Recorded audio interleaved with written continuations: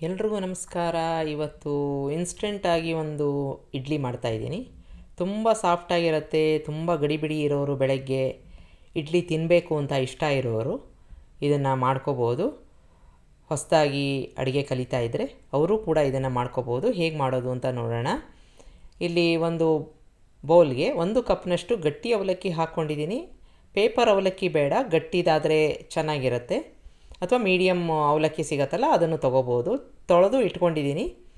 ಇದಕ್ಕೆ ಸುಮಾರಾಗಿ ಒಂದು ಗಟ್ಟಿ ಮೊಸರೇನು ಬೇಡ, ಮಜ್ಜಿಗೆ ಅಥವಾ ಸ್ವಲ್ಪ ಗಟ್ಟಿ ಮೊಸರನ್ನ ಹಾಕ್ಕೊಂಡು ಚೆನ್ನಾಗಿ ಮಿಕ್ಸ್ ಮಾಡಿ ಒಂದು 15 ನಿಮಿಷ ಮಿನಿಮಮ್ಮು ಇಡಬೇಕಾಗತ್ತೆ. ನೆನಿಬೇಕು ಚೆನ್ನಾಗಿ. ಈಗ ಮತ್ತೊಂದು ಪಾತ್ರೆಗೆ 1 ಕಪ್ನಷ್ಟು, 1 ಕಪ್ ಅವಲಕ್ಕಿ ಆದರೆ 1 ಕಪ್ನಷ್ಟು ಇಡ್ಲಿ ತರಿನ ಹಾಕ್ಕೊಂಡಿದ್ದೀನಿ. ಅದನ್ನು ಸುಮಾರಾಗಿ ತೊಳ್ಕೊಂಡು ಸ್ವಲ್ಪ ಮೇಲ್ಗಡೆ ನೀರು ಬರುತ್ತಲ್ಲ, ಅದನ್ನೆಲ್ಲ ತೆಗೆದುಬಿಟ್ಟಿದ್ದೀನಿ. ಈಗ ಇದನ್ನು ನೆನೆಯೋಕ್ಕೆ ಬಿಡೋಣ. ಸ್ವಲ್ಪ ನೆಂದಾಗ ತುಂಬ ಮೃದುವಾಗಿ ಬರುತ್ತೆ. ಈಗ ನಮ್ಮ ಅವಲಕ್ಕಿ ಒಂದು 15 ನಿಮಿಷ ಆಗಿದೆ, ಚೆನ್ನಾಗಿ ನೆಂದಿದೆ. ಮೆತ್ತಗಾಗಿದೆಯಾ ಅಂತ ನೋಡ್ಕೋಬೇಕು. ಮೆತ್ತಗಾಗಿಲ್ಲ ಅಂತಂದರೆ ಇನ್ನೊಂದು 5 ನಿಮಿಷ ಬಿಡಬಹುದು. ಈಗ ಮೆತ್ತಗಾಗಿದೆ ಇದು. ಇದನ್ನು ನಾನು ಮಿಕ್ಸಿ ಜಾರ್ಗೆ ಹಾಕ್ಕೊಂಡು ನುಣ್ಣಿಗೆ ರುಬ್ಕೋತಾ ಇದ್ದೀನಿ. ಈಗ ಇದನ್ನೆಲ್ಲ ಸಂಪೂರ್ಣವಾಗಿ ನಾವು ಮಜ್ಜಿಗೆ ಹಾಕಿದ್ವಲ್ಲ, ಮಜ್ಜಿಗೆ ಅಥವಾ ಸ್ವಲ್ಪ ಗಟ್ಟಿ ಮೊಸರನ್ನ ಹಾಕ್ಕೊಂಡಿದ್ವಲ್ಲ, ಅದ್ರ ಸಮೇತ ಹಾಕ್ಕೋಬೇಕು. ಇನ್ನೂ ಅರ್ಧ ಬಟ್ಲಷ್ಟು ಮೊಸರನ್ನ ಹಾಕ್ಕೋತಾ ಇದ್ದೀನಿ. ಈಗ ಇದನ್ನು ನುಣ್ಣಿಗೆ ರುಬ್ಕೊಂಬಿಡೋಣ. ನೀರು ಹಾಕೋದು ಬೇಡ, ಅದರಲ್ಲಿ ಏನು ಮೊಸರಿದೆ ಅಷ್ಟೇ ಸಾಕು. ನೆನೆಸಿಟ್ಕೊಂಡಿದ್ವಲ್ಲ ಅಕ್ಕಿ ತರಿ ಇಡ್ಲಿದು, ಅದಕ್ಕೆ ಹಾಕ್ಕೋತಾ ಇದ್ದೀನಿ. ಎರಡನ್ನೂ ಚೆನ್ನಾಗಿ ಮಿಕ್ಸ್ ಮಾಡ್ಕೋಬೇಕು. ಸ್ವಲ್ಪ ನೀರನ್ನು ಹಾಕ್ಕೋತಾ ಇದ್ದೀನಿ. 1-2 ಚಮಚ ಆದರೆ ಸಾಕು, ಜಾಸ್ತಿ ನೀರಾಗಬೇಡ. ಈಗ ಎರಡನ್ನೂ ಮಿಕ್ಸ್ ಮಾಡಿಕೊಂಡು ನೋಡಿಕೊಂಡಾಗ ಇಡ್ಲಿ ಹಿಟ್ಟಿಗೆ ಯಾವ ಥರ ಬೇಕೋ ಆ ಥರ ಇದೆ ಅಂತಾದರೆ ನೀರು ಹಾಕೋದು ಬೇಡ. ಈಗ ನೋಡಿ, ಈ ಥರ ಹದಕ್ಕೆ ಬಂದಿದೆ. ನಿಮ್ಮದು ತುಂಬ ಗಟ್ಟಿ ಇದ್ದರೆ 1 ಅಥವಾ 2 ಚಮಚ ನೀರನ್ನು ಹಾಕ್ಕೋಬೋದು. ಈಗ ಅವಲಕ್ಕಿ ಮತ್ತು ಇಡ್ಲಿ ತರಿ ಇತ್ತಲ್ಲ, ಇದನ್ನು ನಾನು ಅಂಗಡಿಯಿಂದ ತಂದಿರೋ ಅಂಥದ್ದು. ಎರಡನ್ನೂ ಚೆನ್ನಾಗಿ ಮಿಕ್ಸ್ ಮಾಡ್ಕೊಂಡಿದ್ದೀನಿ. ರುಚಿಗೆ ತಕ್ಕಷ್ಟು ಉಪ್ಪನ್ನು ಹಾಕ್ಕೊಂಬಿಡೋಣ. ಚೆನ್ನಾಗಿ ಈ ಥರ ಮಿಕ್ಸ್ ಮಾಡ್ಕೋಬೇಕು. ಎಲ್ಲೂ ಗಂಟುಗಳಿರಬಾರ್ದು. ಮತ್ತೆ ಏನು ಮೊಸರು ಹಾಕೋ ಅವಶ್ಯಕತೆ ಇಲ್ಲ, ಇಷ್ಟಾದರೆ ಸಾಕು.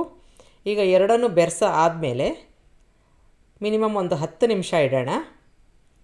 ಈಗ ಒಂಥರ ಸೆಟ್ಟಾಗಿರುತ್ತೆ. ಈ ಹಂತದಲ್ಲಿ ನಿಮಗೆ ತುಂಬ ಗಟ್ಟಿಯಾಗಿದೆ ಅಂತ ಅನಿಸಿದ್ರೆ 1-2 ಚಮಚ ನೀರನ್ನು ಹಾಕ್ಕೋಬೋದು. ನೋಡಿಕೊಂಡು ಹಾಕ್ಕೋಬೇಕು. ಈಗ ನಾನು 1-2-3 ಚಮಚ ನೀರನ್ನು ಹಾಕ್ಕೊಂಡಿದ್ದೀನಿ. ಈಗ ಇಡ್ಲಿ ಹಿಟ್ಟಿನ ಹದಕ್ಕೆ ಇದನ್ನು ತಂದ್ಕೋಬೇಕು. ಈಗ ನಾವು ಇಡ್ಲಿ ಪ್ಲೇಟ್ಗೆ ಎಣ್ಣೆನ ಹಚ್ಕೊಳ್ಳೋಣ. ನಾರ್ಮಲಾಗಿ ಇಡ್ಲಿ ಮಾಡ್ತೀವಲ್ಲ, ಅದೇ ರೀತಿಯಾಗಿ ಮಾಡ್ಕೋಬೇಕು. ಎಲ್ಲ ಒಂದು ಪ್ಲೇಟ್ಗೂ ಹಚ್ಕೊಂಬಿಡೋಣ. ಈ ಪ್ರಮಾಣ ನಾನು ಮಾಡ್ತಾ ಇರೋದು ಒಂದು 3 ಜನ ಅಥವಾ 4 ಜನ ಇದ್ದರೆ ಮನೆಯಲ್ಲಿ ಅಷ್ಟು ಸಾಕಾಗುತ್ತೆ. ಈಗ ಒಂದೊಂದು ಸೌಟನ್ನ ಹಿಟ್ಟನ್ನು ಹಾಕ್ಕೋತಾ ಬರೋಣ. ತುಂಬ ಹಾಕ್ಕೊಳ್ಳೋದು ಬೇಡ. ನೀರು ಈಗಾಗಲೇ ಕಾಯೋಕ್ಕೆ ಇಟ್ಟಿರಬೇಕು ಸ್ಟೀಮರಲ್ಲಿ. ನಂದು ಚೆನ್ನಾಗಿ ಕಾದಿದೆ ನೀರು. ಅದರಲ್ಲಿ ಈ ಪ್ಲೇಟ್ನ ಇಡಬೇಕು. 12-13 ನಿಮಿಷ ಮೀಡಿಯಮ್ ಊರಿನಲ್ಲಿ ಬೇಯಿಸ್ಕೋತಾ ಇದ್ದೀನಿ. ಈಗಾಗಿದೆ ನೋಡಿ, ಚೆನ್ನಾಗಿ ಇಡ್ಲಿ ಉಬ್ಬಿ ಬಂದಿದೆ. ಸ್ವಿಚ್ ಆಫ್ ಮಾಡ್ಕೊಂಬಿಟ್ಟು ಒಂದು 10-20 ಸೆಕೆಂಡು ಇದನ್ನು ಸ್ವಲ್ಪ ಆರಕ್ಕೆ ಬಿಡೋಣ.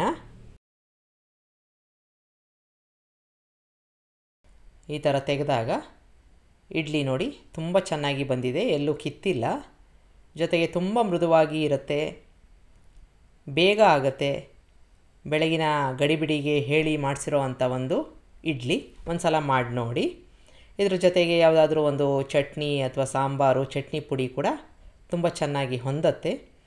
ನಾನಿಲ್ಲಿ ಒಂದು ಪುದೀನ ಚಟ್ನಿ ಮಾಡ್ಕೊಂಡಿದ್ದೀನಿ.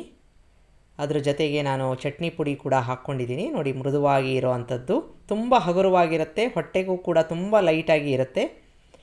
ನೀವು ಎಷ್ಟೊತ್ತು ಇಟ್ಟರೂ ಅಷ್ಟೇ ಸಾಫ್ಟಾಗಿ ಇರುತ್ತೆ. ನಿಮಗೆ ರೆಸಿಪಿ ಇಷ್ಟ ಆದಲ್ಲಿ ಲೈಕ್ ಮಾಡಿ, ಶೇರ್ ಮಾಡಿ, ಕಮೆಂಟ್ ಮಾಡಿ, ನನ್ನ ಚಾನಲ್ಗೆ ಸಬ್ಸ್ಕ್ರೈಬ್ ಮಾಡಿ. ನಮಸ್ಕಾರ.